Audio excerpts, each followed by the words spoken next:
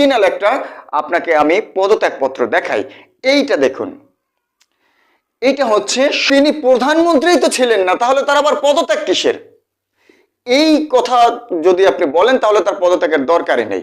বাংলাদেশ কি কারো বাপদাদার পৈতৃক সম্পত্তি যে আপনারা কথায় কথায় আমাদেরকে বাংলাদেশ ছেড়ে পাকিস্তান যাওয়ার কথা বলেন? কই, আমরা তো পাকিস্তান যাই নাই। কিন্তু যাদেরকে আমরা ভারতের দালাল বলতাম, ঠিকই তারা সেই ভারতে পালিয়ে গেছে। ভারতে বসে শেখ হাসিনা শুধু বলছে যে পদত্যাগপত্র জমা দেয় নাই, এদিকে বাংলাদেশের পোলাপাইন ডজন খানেকেরও বেশি পদত্যাগপত্র তৈরি করে ইতিমধ্যে ছাইড়ে দিছে বাজারে। কতগুলো পদত্যাগপত্র আপনার লাগবে? বাংলাদেশের পোলাপাইন বানায় ছাইড়ে দিছে। কিন্তু আজকে আপনাদেরকে আমি একটা পদত্যাগপত্র দেখাবো, যে পদত্যাগপত্রটা দেখাবেন বাংলাদেশের রাষ্ট্রপতি। আমরা কেউ যদি আপনাদেরকে পদত্যাগপত্র দেখাই তাহলে আপনারা সেটা মানবেন না, সেটা আমরাও জানি। কিন্তু রাষ্ট্রপতি যদি পদত্যাগপত্র দেখায় তাহলে তো মানবেন। তো চলুন আজকের ভিডিওটি শুরু করা যাক। আর ভিডিও শুরু করার আগে আপনার কাছে ছোট্ট একটু অনুরোধ থাকবে, আপনি যদি আমাদের চ্যানেলে নতুন হয়ে থাকেন তাহলে এখনই নিচে সাবস্ক্রাইব বাটনে ক্লিক করে সাবস্ক্রাইব করে পাশে থাকা বেল আইকনটি অন করে দিবেন, পরবর্তী সকল ভিডিওর আপডেট সবার আগে পাওয়ার জন্য। রাষ্ট্রপতি যদি বলে যে শেখ হাসিনার পদত্যাগ হয়ে গেছে, তাহলে কিন্তু পদত্যাগ হয়ে যায়। তবুও রাষ্ট্রপতি যদি পদত্যাগপত্রটা দেখায় তাহলে তো আপনারা বিশ্বাস করবেন। চলেন তাহলে রাষ্ট্রপতির কাছ থেকেই আমরা পদত্যাগপত্রটা দেখি, কারণ রাষ্ট্রপতির কাছেই তো পদত্যাগপত্রটা জমা দেওয়া হয়েছে। যেমনটি শেখ হাসিনা ফোন কলে তিনি বলেছিল। আচ্ছা, শেখ হাসিনার পদত্যাগ করতেই হবে বা কেন? কেন পদত্যাগ করতে হবে? তিনি কি বাংলাদেশের বৈধ প্রধানমন্ত্রী? তার সংসদ সদস্যরা কি বৈধ সংসদ সদস্য? তার মন্ত্রীরা কি বৈধ মন্ত্রী? তিনি তো একজন অবৈধ প্রধানমন্ত্রী। আচ্ছা, আপনি বলেন তো, শেষবার আপনি কবে ভোট দিয়েছিলেন?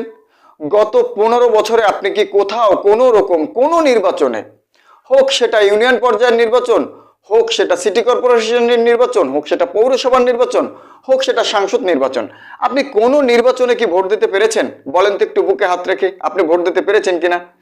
মরা মানুষ এসে ভোট দিয়ে গেছে। সেই মরা মানুষটা কিভাবে আসি এসে ভোটটা প্রদান করলো? আমার বাবা তো মারাই গেছে, মৃত্যু মানুষের তো ভোট হবেই না। কিন্তু জীবিত মানুষ ভোট দিতে পারে নাই। আমার চেক করে বলতেছে ভাই আপনার তো ভোট দেওয়া হয়ে গেছে। আবার অনেক মানুষ ভোট কেন্দ্রে যাওয়ার আগেই তার ভোট হয়ে গেছে। দিছে বলে আপনার ভোট হয়ে গেছে। আমি আসছি, এখন আমার ভোট এখন হইব। এইরকম অবস্থায় তিনি প্রধানমন্ত্রী হয়েছেন তিনবার 3টা নির্বাচন দিয়ে। এই 3টা নির্বাচনে আপনি কি ভোট দিতে পেরেছেন? আপনি তো পারেন নাই। আপনার বাবাকে জিজ্ঞেস করেন, আপনার বাবা ভোট দিতে পারছে কিনা? আপনার বাবাও ঠিক মতো ভোট দিতে পারে নাই। তাহলে তিনি প্রধানমন্ত্রী তো ছিলেন না, তাহলে তার আবার পদত্যাগ কিসের? এই কথা যদি আপনি বলেন তাহলে তার পদত্যাগের দরকারই নেই। তারপরও তর্কের খাতিরে তার পদত্যাগের বিষয়টি যদি তুলে ধরেন তাহলে আপনাকে আরো একটি বিষয় দেখতে হবে। দেখেন, তিনি পদত্যাগ করেছেন, এটা প্রথমে কে বলেছে? প্রথমে বলেছে বাংলাদেশের সেনাবাহিনীর প্রধান ওয়াকারুজ্জামান। তিনি প্রথমে জাতির উদ্দেশ্যে ভাষণ দিয়ে তিনি কিন্তু বলেছেন যে তিনি পদত্যাগ করেছেন। মাননীয় প্রধানমন্ত্রী পদত্যাগ করেছেন। ওই দিন রাতে 5ই আগস্ট রাতে জাতির উদ্দেশ্যে ভাষণ দিয়ে রাষ্ট্রপতি বলেছেন তিনি পদত্যাগ করেছেন। প্রধানমন্ত্রী শেখ হাসিনা রাষ্ট্রপতির কাছে পদত্যাগপত্র জমা দিয়েছেন এবং আমি তা গ্রহণ করেছি। আচ্ছা, তিনি যদি পদত্যাগ নাই করবেন তাহলে তিনি দেশ ছেড়ে পালালেন কেন? তিনি পদত্যাগ করে নাই, তিনি এখনো প্রধানমন্ত্রী, নিজেকে নিজে প্রধানমন্ত্রী দাবি করছে। তিনি তো এইভাবেই জোর করে বাংলাদেশের ক্ষমতায় দখল করে বাংলাদেশের মানুষের উপরে প্রতিশোধ গ্রহণের জন্য তিনি এই দেশে ঢুকেছিলেন। আজকে সেটা প্রমাণ হচ্ছে।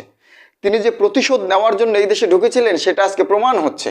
তিনি তার বাবার হত্যার প্রতিশোধের অংশ হিসেবে দলের নেতাদের রেখে ভারতে পালিয়ে গেছেন। প্রত্যেক এলাকায় কত বিএনপি আছে খুঁজে বের করতে হবে, বা জামাতে খুঁজে বের করতে হবে, ওগুলিকে ধরিয়ে দিতে হবে। তিনি এই দেশের জনগণকে রাজাকার পর্যন্ত শেষ পর্যন্ত বলেছে। মুক্তিযোদ্ধাদের নাতিপুতিরাও পাবে না, তাহলে কি রাজাকারের নাতিপুতিরা পাবে? আচ্ছা, রাজাকার হলে তারা বলতো, স্লোগান দিত 71-এর রাজাকার এই মুহূর্তে বাংলা ছাড়। আচ্ছা, বাংলা কি কারো বাপদাদার? বাংলাদেশ কি কারো বাপদাদার পৈতৃক সম্পত্তি যে আপনারা কথায় কথায় আমাদেরকে বাংলাদেশ ছেড়ে পাকিস্তান যাওয়ার কথা বলেন? কই, আমরা তো পাকিস্তান যাই নাই। কিন্তু যাদেরকে আমরা ভারতের দালাল বলতাম, ঠিকই তারা সেই ভারতে পালিয়ে গেছে। এখনো ভারতে পালাতে গিয়ে অনেকেই ধরা খাচ্ছে। যাই হোক, তিনি তো আসলে বৈধ প্রধানমন্ত্রী ছিলেন না। বিচার ব্যবস্থাকে ধ্বংস করে দিয়েছে, আইন ব্যবস্থাকে, অর্থনীতিকে, দেশের একেবারে গোড়া থেকে দেশটাকে ধ্বংস করে দিয়েছে। তিনি বৈধ প্রধানমন্ত্রী হলে তিনি এগুলো করতে পারতেন না। বাংলাদেশে এ পর্যন্ত যতগুলো বৈধ প্রধানমন্ত্রী এসেছে তারা কিন্তু তার মতন এইরকম নৃশংসভাবে মানুষকে হত্যা করে নাই। তিনি মানুষকে হত্যা করে তাদের লাশের উপরে পাড়া দিয়ে তারপর তিনি ক্ষমতায় থাকতে চেয়েছিলেন। শেষ পর্যন্ত সেটা আর হয় নাই। এই অবৈধ প্রধানমন্ত্রী নিজেকে এখনো প্রধানমন্ত্রী দাবি করছে, আর দাবি করে তিনি তার পদত্যাগপত্র জমা দেয়নি বলে এই বিষয়টা ফলাও করে প্রচার করছে। আর আওয়ামী লীগের পক্ষ থেকে বলা হচ্ছে যে সমস্ত পদত্যাগপত্রগুলো অনলাইনে দেখানো হচ্ছে এগুলো সব ভুয়া। আমরাও জানি এগুলো ভুয়া, তবে আজকে আসল পদত্যাগপত্রটা দেখাবো। আপনারা এখানে একটা ছবি দেখতে পাচ্ছেন। এই ছবিটার মধ্যে রয়েছে আমাদের দেশের বর্তমান রাষ্ট্রপতি, তার হাতে একটা কাগজ দেখতে পাচ্ছেন। এই কাগজটাও এডিট করা, তবে এখন অরিজিনাল একটা আপনাকে আমি পদত্যাগপত্র দেখাই। এইটা দেখুন, এইটা হচ্ছে সংবিধানের 67 ধারা, যে ধারার কথা মোবাইল ফোনের মাধ্যমে শেখ হাসিনা তানভীরকে বলেছিল যে আমি 67 ধারায় এখনো পর্যন্ত রাষ্ট্রপতির কাছে নিজ হস্তে আমার পদত্যাগপত্র জমা দেয় নাই। এই ধারার বলে তিনি কিন্তু কথাটা বলেছিলেন। কিন্তু এই ধারাটা আপনি যদি স্পষ্ট লক্ষ্য করে দেখেন, একটু সুন্দর করে যদি দেখেন, এখানে কিন্তু ভালো করে লেখা আছে সংসদ সদস্যের পদ শূন্য হবে যদি সংসদ ভেঙে যায়। এটা লেখা আছে গয়ে, এই যে 67 গয়ে লেখা আছে সংসদ যদি ভেঙে যায় তাহলে সংসদ সদস্যের পদ শূন্য হয়ে যাবে। তিনি তো সংসদ সদস্যই নাই, তাহলে প্রধানমন্ত্রী তো কোনো প্রশ্নই ওঠে না। আপনি তো আগে সংসদ সদস্য হবেন, মন্ত্রী তো অনেক পরের ব্যাপার। আপনার তো সংসদ সদস্যই নাই, আপনি সংসদেরই আপনি কেউ না। তাহলে নিজেকে কিভাবে প্রধানমন্ত্রী দাবি করছেন এখনো? আপনার মতো নির্লজ্জ বেহায়া নেত্রী এই পৃথিবীর ভিতর আর একটাও নাই। আপনিই প্রথম এই পৃথিবীর ভিতর সবচাইতে বেহায়া আর নির্লজ্জ নেত্রী। আপনি আসলে নেতৃত্ব দেওয়ারও কোনো জ্ঞান রাখেন না। আপনি যদি নেতৃত্ব দেওয়ারও কোনো জ্ঞান রাখতেন তাহলে আপনি আপনার নেতাকর্মীদেরকে ফেলে বাংলাদেশ থেকে অন্য দেশে পালিয়ে যেতে পারতেন না। এই বিষয়টা নিয়ে কিন্তু কষ্ট পাচ্ছে আজকের বর্তমান যারা বিগত দিনে আওয়ামী লীগ করছিল, তারা কিন্তু এখন বিষয়টা নিয়ে খুব কষ্টে আছে। তারা এখন রাস্তাঘাটে বেরোতে পারছে না, তারা এখন চলাফেরা করতে পারছে না, তারা মানুষের সাথে, সমাজের সাথে মিশতে পারছে না।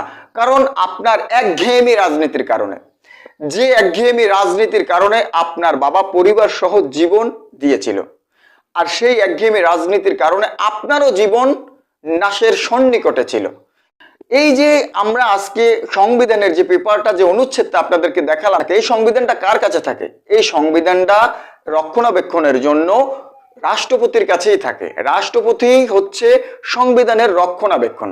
তিনি এই সংবিধান অনুযায়ী বিভিন্ন সময়ে কোনো আইন বাস্তবায়ন করতে হলে, কোনো আইন প্রণয়ন করতে হলে রাষ্ট্রপতিকে কিন্তু অবশ্যই জানাতে হয়, সেখানে রাষ্ট্রপতির উপস্থিত থাকতে হয়। তাই এই সংবিধানের সংরক্ষক হচ্ছেন রাষ্ট্রপতি। আর রাষ্ট্রপতির সেই সংবিধানের মধ্য থেকেই কিন্তু আপনাদেরকে আমরা দেখালাম যে 67 নম্বর অনুচ্ছেদের গয়ে বলা আছে যদি সংসদ ভেঙে যায় তাহলে সংসদ সদস্য পদ বাতিল হবে। তাহলে এটা যেহেতু রাষ্ট্রপতির কাছে, সেহেতু রাষ্ট্রপতির হাত থেকেই তো দেখালাম নাকি? তাহলে রাষ্ট্রপতির হাত থেকে যেহেতু সংবিধান থেকে আপনাদেরকে দেখালাম যে তার পদবি বাতিল হয়ে গেছে, সেহেতু তিনি এরপরে যদি কখনো নিজেকে প্রধানমন্ত্রী দাবি করে তাহলে তিনি হচ্ছে সবচেয়ে নিকৃষ্ট আর মূর্খতার পরিচয় দেবেন। সংবিধান তিনি যেটা রেখে গিয়েছিলেন সেটা থেকেই কিন্তু কথা বলা হচ্ছে। এরপরেও যদি তিনি নিজেকে প্রধানমন্ত্রী দাবি করে তাহলে তিনি সবচেয়ে মূর্খের পরিচয় দেবেন। আজকে হয়তো আপনারা এই ভিডিওর মাধ্যমে বুঝতে পেরেছেন যে আমরা কিভাবে রাষ্ট্রপতির কাছ থেকেই আপনাদেরকে শেখ হাসিনার পদত্যাগপত্রটা দেখালাম। আজকের ভিডিওটি এ পর্যন্ত। ভালো লাগলে লাইক করবেন, কমেন্ট করবেন, সাবস্ক্রাইব করবেন, বন্ধুদের মাঝে শেয়ার করবেন। আজ বিদায় নিচ্ছি, ইনশাআল্লাহ দেখা হচ্ছে পরবর্তী কোনো ভিডিওতে। আল্লাহ হাফেজ।